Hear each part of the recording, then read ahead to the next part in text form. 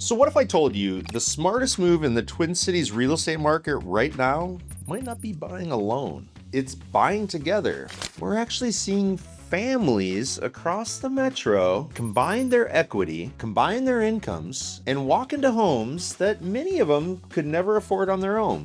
So multi-generational living is exploding here in the Twin Cities. And not because it's trendy, but because the math finally makes sense. So hear me out for a second. In the next 15 minutes, I'm going to break down exactly why this is happening, where it's happening, and how you can still use this to get into a home this market said you maybe couldn't have. So let's get into it. So the great Twin Cities consolidation. Mortgage rates in 2026 are still punishing buyers. We're not back to those 3% days, and quite frankly, I don't think that we're ever going to get there. So families across Minneapolis and St. Paul are doing the math and realizing something.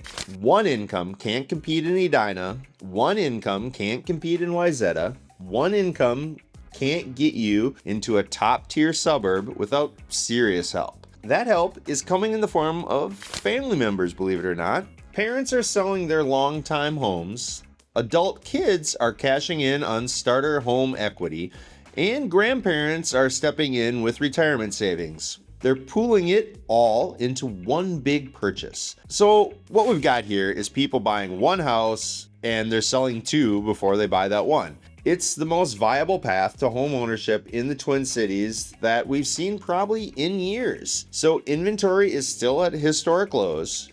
You already know this if you've been searching. 3 buyers fighting over every single listing. Bidding wars in Plymouth, bidding wars in Eden Prairie, bidding wars in Maple Grove. So instead of 2 families both losing out on separate homes, they're combining forces to win one single home together. That's why Minneapolis and St. Paul are seeing a real surge in 2-generation households. It's not nostalgia, it's a strategy that people are actually using. Here's where it gets actually interesting. Multi-generational living used to mean crammed in together. Not anymore. Twin Cities builders and designers have completely rethought what a shared home actually looks like. Walkout basements in Woodbury are getting rebranded. These aren't basements anymore, they're independent suites. Full kitchens, separate entrances, and their own private patios. The same thing is happening in Lakeville. Builders are finishing those walkouts with an in-law buyer in mind rather than just a basement for those sports teams that you're watching, which go wild, go Timberwolves, but instead of just having basements finished where you're using them once every week, once every month, people are actually living in them. They come with heated floors, 9-foot ceilings, and walk-in pantries. This isn't grandma's unfinished basement from 1995. Then there's the 2-door property. This is a home designed with internal separation so parents and adult kids have total anonymity. You walk into your half and they walk into their half. You might share a wall. You don't share a coffee maker though, however, which can be nice. So dual primary suites are the other thing that there is a huge trend in. So builders in Lakeville, Woodbury, and Cottage Grove are putting in 2 owner-level bedrooms in the same house. Both of them on the main floor when possible, but what you get is both have their own baths and their own walk-in closets. So nobody is going to feel like a guest. And then there's soundproofing, and that's come a long way. So hear me out on this one. Insulated walls between living zones, solid core doors, upgraded HVAC zoning so grandma can sleep while the kids are watching movies 3 rooms over. This is the difference between collaborative living that works and family friction that absolutely doesn't. I've seen families try this without the design upgrades, and for the most part, it doesn't end very well.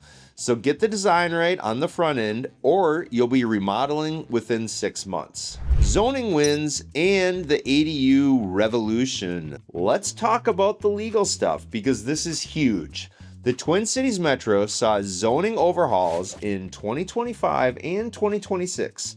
Cities that used to ban accessory dwelling units are now allowing them, including Edina, Roseville, and St. Louis Park, permit data shows a real spike in granny flat construction across established neighborhoods. A granny flat, an ADU, a casita, whatever you want to call it, it's a separate small living unit on the same lot as the main house, detached over the garage, attached as an addition, converted from existing square footage. This all works. These laws just instantly added six-figure equity to a lot of properties. But why? Because livable square footage drives valuation. If you add 600 square feet of legal, permitted, income-ready living space to a $700,000 Edina home, that home is not worth $700,000 anymore. Appraisers know it, buyers know it, and the market knows it. In Roseville, we're already seeing homeowners pull permits specifically to add value before listing. In Edina, the conversation on every listing tour includes, is an ADU possible here? If you own a property in Roseville, in Edina, or in St. Louis Park, I'm telling you, check the new ADU rules in your city. Your house might be worth significantly more than you think as long as you market it correctly, and we can help you with that. So we run the numbers for you. If you want to know what your specific lot actually qualifies for, we can help you out with that. So the financial logic of shared equity. Let me show you the math. So this is the part that nobody talks about enough. Two families both want to buy.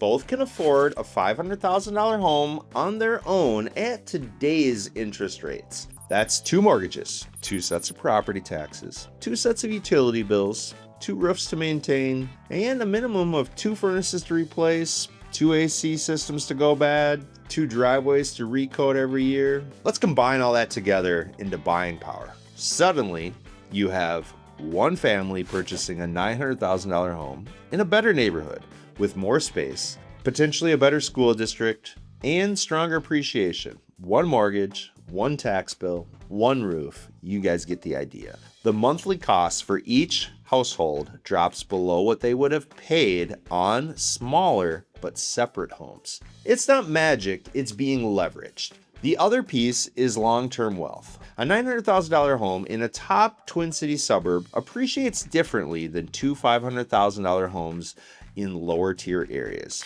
If you're consolidating equity into a stronger asset, you're building wealth in one property that holds value better, sells faster, and commands premium offers when it's time to exit.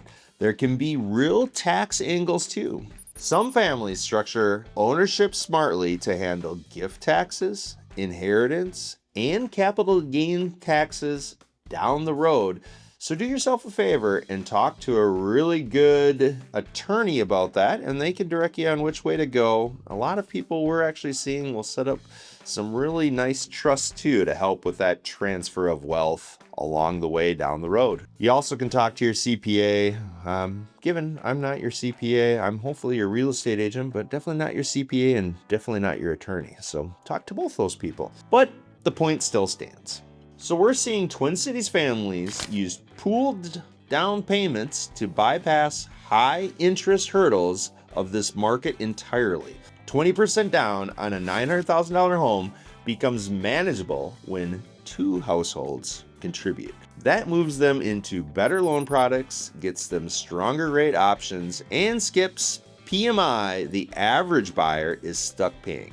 So that's the real edge. I'm just saying, the families who figure this out first are going to dominate the top tier suburbs for the next decade, in my opinion. So how are we future-proofing the next Minnesota home? So where does this go? Well, I'll tell you where I think it's actually going.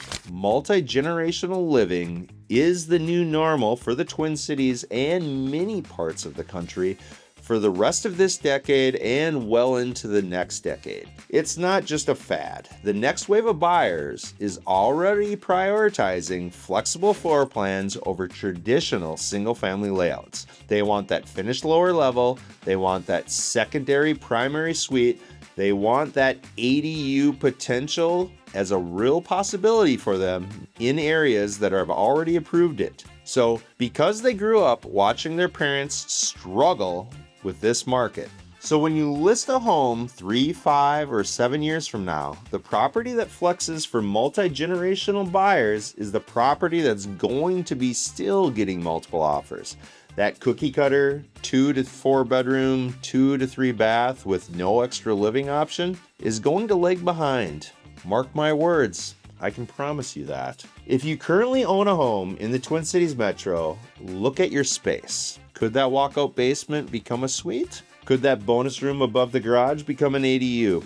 Could that dining room nobody uses become a private office or a small studio for an aging parent? Small modifications now equal serious value later. If you're shopping right now, 'tis the season in the Twin Cities. Stop looking only at square footage. Start looking at convertibility, walkouts, dual primaries, separate entrances, garage apartments, large lots that allow detached ADUs. That's where the wealth is being built in this market. If you want help identifying the right collaborative ready property for your family, or if you want to know if your current home qualifies for an ADU under your city's new rules, reach out to us at team@hhgus.com. We do this every day across the Twin Cities Metro and Western Wisconsin. We'll walk you through the math, the zoning, and the long game. If this video helped you, hit that subscribe button, smash that like button, and drop a comment with your city and let me know if you're considering multi-generational living in the Twin Cities. I read every comment. We'll see you in the next video and at the next house.